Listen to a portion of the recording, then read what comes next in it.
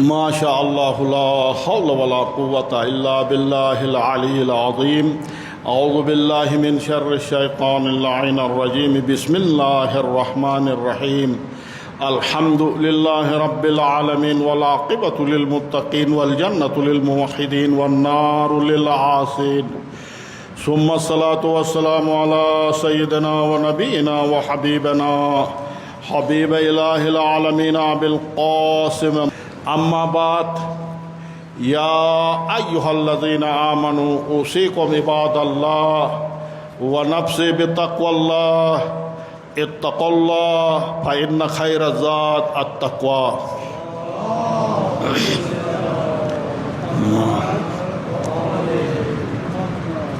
میرے محترم مومنین، بار دیگر سب سے پہلے اپنے آپ سے، پھر آپ بہترین متقی پرہیزگار مومنین سے تقوی الہی کی سفارش و گزارش کی جاتی ہے۔ ہمیشہ اللہ کی تقوی کو اپنائیے اور ایک دوسرے کے اوپر ظلم و ستم کرنے سے پرہیز کیجیے۔ ایک دوسرے کے اوپر مہربان اور ہمدردی کیجیے، اور یہی بہترین توشہ آخرت ہے۔ میرے محترم مومنین، سورہ ابراہیم آیت نمبر 42 میں ارشاد خداوندی ہے، وَلَا تَحْسَبَنَّ اللَّهَ غَافِلًا عَمَّا يَعْمَلُ الظَّالِمُونَ۔ وَلَا تَحْسَبَنَّ اللَّهَ، اللہ کے بارے میں آپ یہ نہ سوچیں، آپ یہ گمان نہ کریں کہ غافلاً اما یعمل الظالمون، اللہ غافل ہے اما یعمل الظالمون، جو ظالم عمل کرتے ہیں، جو ظالم کے کردار سے اللہ غافل ہو، ظالم کے ستم سے اللہ غافل ہو، اللہ کے ظلم سے اللہ بے خبر ہو، ایسا کبھی بھی اللہ کے بارے میں نہ سوچے۔ آگے ارشاد ہوتا ہے، اللہ نے ان کو کیفر نہیں کیا ہو، ان کی ظلم و ستم کا کیفر سزا نہیں دیا ہو، انہیں مہلت دی ہو۔ اس لیے مہلت دیا ہے تاکہ قیامت میں یہ بدتر حالت میں، پریشانی کے حالت میں حاضر ہو اور اپنے بدترین کردار کا، ظلم و ستم کا خوب مزہ چکے۔ اس لیے انہیں مہلت دیا ہے۔ یقیناً آپ جانتے ہیں برے صفات میں سے جسے کہا جاتا صفات مذمومہ، صفات خبیثہ، جسے خبیث صفت کہا جاتا ہے، وہ صفت انسان کے اندر ظلم و ستم کا صفت ہے، دوسروں کے اوپر ظلم کرنا، یہ بہت بری صفت ہے۔ اور ہمارے قرآنی آیات کے حوالے سے، روایات کے حوالے سے، قرآنی آیات کی روشنی میں، روایات اور احادیث کی روشنی میں، انسان کے اعمال اور حوادث، ناخوشگوار واقعات کے درمیان رابطہ ہے۔ جیسا اس قرآن کی آیت میں ارشاد خداوندی ہے، وَمَا أَصَابَكُم مِّن مُّصِيبَةٍ فَبِمَا كَسَبَتْ أَيْدِيكُمْ وَمَا أَصَابَكُم مِّن مُّصِيبَةٍ، کوئی بھی مصیبت، رنج جو تم تک پہنچتی ہے، یہ کیا ہے؟ فَبِمَا كَسَبَتْ أَيْدِيكُمْ، وہ جو کچھ آپ نے انجام دیا ہے اس انجام کا نتیجہ ہے۔ بِمَا كَسَبَتْ بِأَيْدِيكُمْ، یہ اعمال، یہ نتائج، برے نتائج آپ کے اپنے اعمال کا، اپنے کردار کا نتیجہ ہے۔ بِمَا كَسَبَتْ، آپ نے اپنے ہاتھوں سے کمایا ہے۔ یہ ایک آیت۔ دوسری آیت، ان اللہ لا یغیر ما بقوم حتی یغیر ما بانفسہم،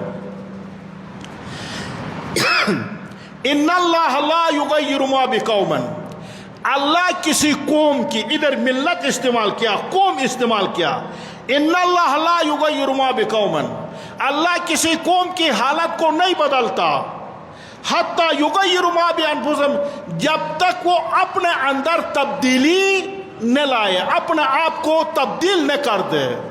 جس طرح علامہ اقبال نے بھی کہا ہے، خدا نے آج تک اس قوم کی حالت نہیں بدلی، نہ ہو جس کو خیال اب اپنی حالت کے بدلنے کا۔ بس اس کا نتیجہ، اس آیت کا نتیجہ کیا ہے؟ قوموں کی تقدیر قوموں کے ہاتھ میں ہے، بہترین تقدیر بنانا وہ بھی قوموں کے ہاتھ میں ہے، بدترین تقدیر بنانا وہ بھی قوموں کے ہاتھ میں ہے، مضبوط ہونا وہ بھی قوموں کے ہاتھ میں ہے، زوال پذیر ہونا وہ بھی قوموں کے ہاتھ میں ہے۔ اگر خدا نے کسی قوم کو کسی نعمت سے نوازا ہو تو وہ نعمت اللہ اس قوم سے نہیں ہٹاتا، سلب نہیں کرتا، جب تک وہ قوم اس نعمت کی شائستگی کو اپنے اندر، اس نعمت کی شائستگی کو ختم نہ کرے، اس نعمت کی لیاقت کو اپنے اندر ختم نہ کرے، اللہ اسے نعمت نہیں ہٹاتا۔ کریم پروردگار خوشنودے پاک وارنس معصومینوں باندے بلند صلوات۔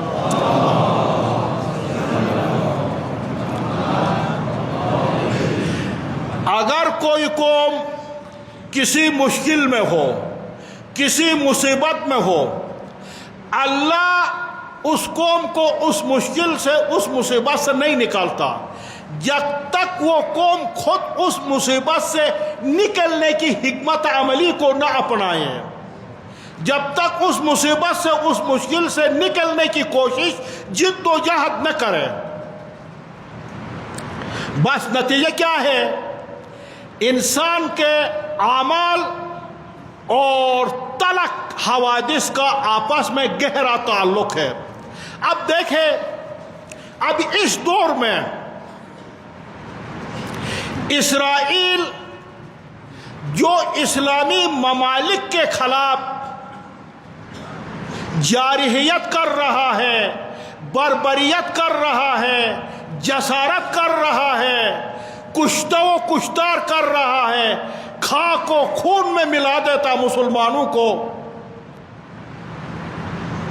اس کی کیا، یہ طاقت اسرائیل کو کس نے دیا؟ بیک وقت اس وقت اسرائیل 7 اسلامی ممالک میں حملہ آور ہے، 7 اسلامی ممالک میں حملہ آور ہے، لبنان، فلسطین، شام، یمن، قطر، عراق، ایران، ان 7 ممالک میں حملہ آور ہے۔ یہ طاقت اسرائیل کو کس نے دی؟ یہ طاقت در واقع اسرائیل کو مسلمانوں کے اعمال نے یہ طاقت اسرائیل کو دیا ہے، یہ طاقت اسرائیل کو مسلمانوں کے کردار نے دیا ہے، یہ طاقت مسلمانوں کے آپس میں انتشار نے اسرائیل کو یہ طاقت دی ہے، آپس میں اختلافات نے اسرائیل کو یہ طاقت دی ہے، مسلمانوں کے آپس میں لڑائیوں، نفرتوں نے یہ اسرائیل کو طاقت دی ہے۔ اور مسلمانوں نے اللہ کے فرمان سے روگردانی کی، فرمان قرآن کو اپنے پشت پر ڈال دیا۔ قرآن نے فرمایا، اللہ نے فرمایا وَلَا تَتَّخِذُوا الْيَهُودَ وَالنَّصَارَىٰ أَوْلِيَاءَكُمْ، یہود و نصارہ کو تم اپنا دوست مت بناؤ، کبھی بھی وہ تمہارا دوست نہیں ہو سکتے ہیں جب تک تم ان کے نقطۂ نگاہ کو، ان کے نقطۂ نظر کو جب تک تم قبول نہ کرو، ان کے دین کو تم قبول نہ کرو، ان کے سامنے تم تسلیم نہ ہو جاؤ، اس وقت تک تمہیں وہ کبھی بھی قبول نہیں کریں گے۔ اور مسلمانوں نے اللہ کے اوپر تکیہ کرنے کے بجائے، توکل پر خدا کرنے کے بجائے، اپنے ایمان کے اوپر تکیہ کرنے کے بجائے، قرآن کے اوپر عمل کرنے کے بجائے امریکہ کو اپنے لیے تکیہ گاہ بنایا، اسرائیل کو اپنے لیے تکیہ گاہ بنایا، اور ان کی غلامی کے زنجیر کو اپنے گردن میں، غلامی کے توق کو اپنے گردن میں خود مسلمان نے ڈال دیا۔ تو ظاہر ہے یہ طاقت اسرائیل کو جناب علی مسلمانوں کے کردار نے دیا ہے۔ فخر اسلام آقای خامنه‌ای سلامت پار بلند صلوات۔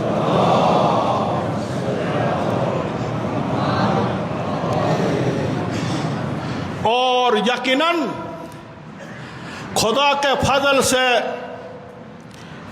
اب ہمارے اسلامی ممالک میں دو ایسی اسلامی طاقتیں ہیں، ایسی مضبوط مملکتیں ہیں، ایسی مضبوط قوم ہے۔ وہ کون سی دو حکومتیں ہیں؟ شکر کرو خدا کا، ہمارا مملکت پاکستان ایک ایٹمی طاقت ہے، ایک مضبوط حکومت ہے، اور پاکستانی قوم ایک جنگجو، ایک غیور قوم ہے۔ آپ نے دیکھا پاکستان نے، ہندوستان ہمیں کئی حوالے سے کئی گنا بڑا ملک ہندوستان نے حملہ کیا، جس کے ساتھ اسرائیل بھی شامل تھا۔ خدا کے فضل سے ہماری طاقتور فوج نے، ہماری اسلامی فوج نے، ہماری فوج اسلامی فوج ہے، فقط پاکستان کی بارڈر کی محافظ نہیں ہے، بلکہ تمام اسلامی ممالک کے بارڈروں کے محافظ ہے۔ ہماری فوج اتنی طاقتور ہے، اور اس فوج نے ہندوستان اور اسرائیل کو شکست دیا۔ دنیا میں ہندوستان رسوا ہوا اور پاکستان کی وقار بلند ہوا۔ یہ کوئی معمولی ملک نہیں ہے، ہمارا پاکستان ایک مضبوط مملکت ہے، اور اس کے ساتھ دوسرا طاقتور ملک ایران ہے، جس نے 31 ممالک کے ساتھ، نیٹو کے تمام ممالک کے ساتھ مقابلہ کیا اور ان کو شکست دے دیا۔ اور اب حالات کا تقاضا ہے، دنیا کے حالات کے تناظر میں چاہیے پاکستان اور ایران جو جاندار ممالک ہے، جو طاقتور ممالک ہے، جو غیور ممالک ہے، چاہیے کہ دوسرے اسلامی ممالک میں بھی جان ڈال دیں، ان کو بھی متحد کر دیں، اور اسرائیل زور کے زبان کا علاوہ کوئی زبان نہیں سمجھتا ہے، تو متحد ہو کر ایران اور پاکستان کو کوشش کرنی چاہیے، متحد ہو کر اسرائیل کے جرائم کو روکا جائے، وگرنہ اسرائیل کے ظلم و جبر کبھی بھی نہیں رکے گی، کبھی بھی نہیں تھمے گی۔ اور شکر خدا کے فضل سے اس ہندوستان کے جنگ کے بعد پاکستان کا وقار، مملکت پاکستان کا وقار بلند ہوا، پوری دنیا میں ہماری فوج کا وقار بلند ہوا، اور اب جو سعودی عرب اور پاکستان نے جو معاہدہ کیا دفاع کا، یہ پاکستانی فوج کی، پاکستانی قوم کی طاقت کی دلیل ہے، اور اس کے ساتھ سعودی عرب نے حرمین شریفین مدینہ اور مکہ کی دفاع کو پاکستان کا حوالہ کر دیا۔ یہ بھی ہماری پوری پاکستانی قوم کے لیے، ہماری افواج کے لیے ایک اعزاز ہے، ایک فخر ہے۔ یہ کیوں؟ اس لیے دنیا نے دیکھا کہ پاکستانی قوم، پاکستانی افواج حرمین شریفین کی دفاع کر سکتی ہے، ان کے پاس طاقت ہے، یہ ایک اسلامی فوج ہے، یہ ایک نظریاتی فوج ہے۔ اور ابھی کوئی میلی آنکھ سے دیکھے حرمین شریفین کی طرف. شکر کرو یہ قومی پاکستانی قوم کے لیے، پاکستانی فوج کے لیے ایک بہت بڑا اعزاز ہے جو حرمین شریفین کو ہماری فوج کے حوالہ کر دیا دفاع کو. اور یقیناً چاہیے ایران جس طرح ابھی سعودی عرب اور پاکستان کا معاہدہ ہوا، ایک کے اوپر حملہ دوسرا کا حملہ سمجھا جائے گا، مل کر دفاع کیا جائے گا، اس طرح تمام اسلامی ممالک اس میں شامل ہو جائے اور ایک اسلامی بلاک کو جس طرح نیٹو نے تشکیل دے دیا اسی طرح ایک اسلامی بلاک کو تشکیل دے دے. اور خدا کے فضل سے ابھی مسلم ممالک بھی بیدار ہو چکے ہیں. دکھو پڑھنا بدے اسلام سر بلندے پارا بلند سلام. یقیناً ہمارا ملک پاکستان مضبوط ملک ہے، خدا کا فضل ہے، خدا کا کرم ہے، جس کا بنیاد نظریہ توحید کے اوپر رکھا گیا ہے، نظریہ رسالت کے اوپر رکھا گیا، اس لیے پاکستان مضبوط ہے. لیکن کاش ہمارے ریاست کے ذمہ دار افراد، ہماری عدلیہ، ہمارے عوام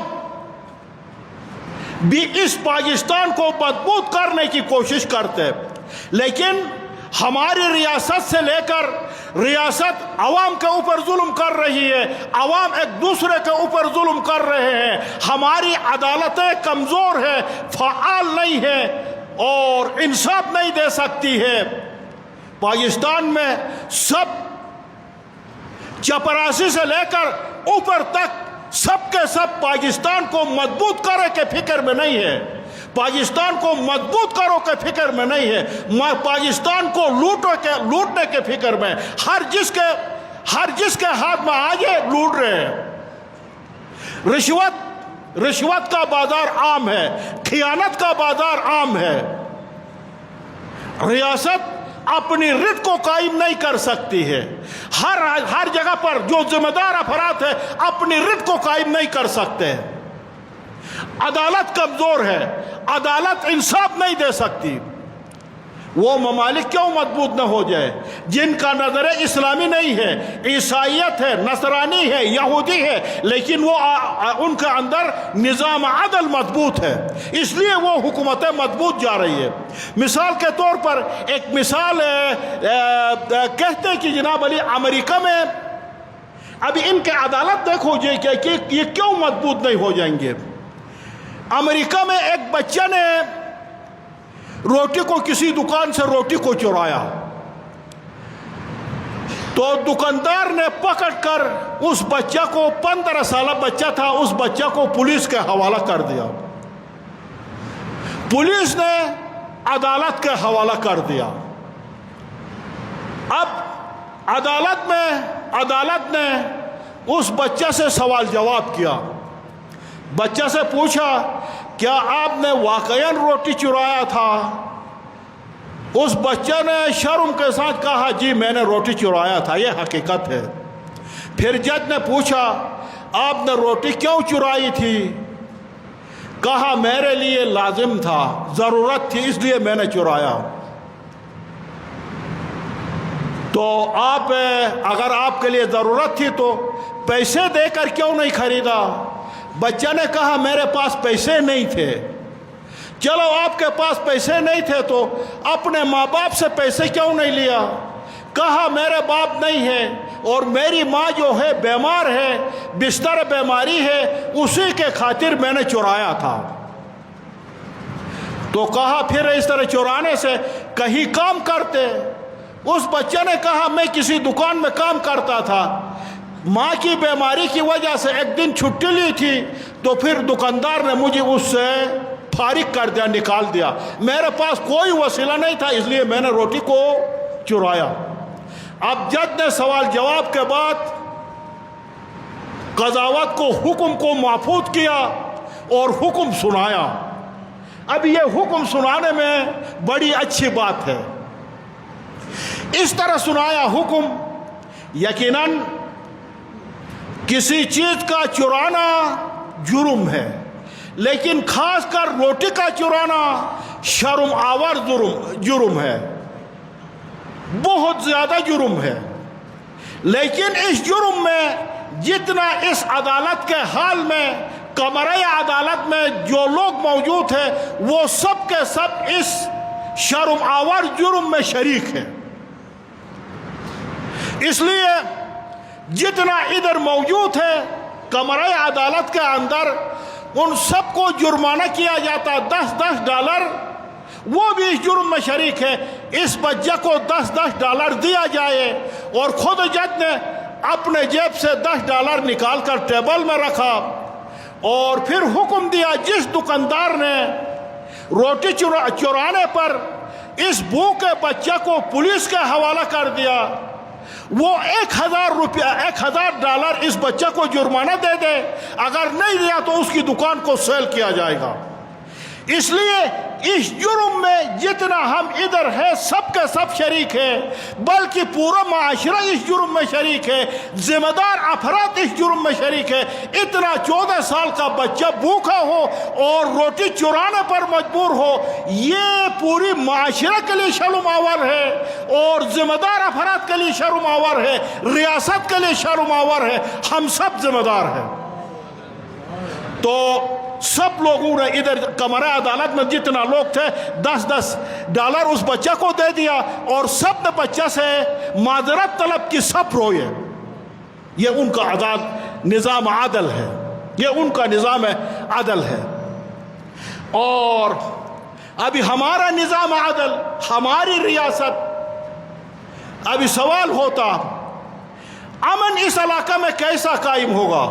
ابھی اتنی مدت ہوئی اس علاقہ میں امن قائم نہیں ہے، کیسے قائم ہوگی؟ ظاہر ہے امن جناب علی اس طرح قائم ہوگی، حکومت اپنی رٹ کو قائم کرے،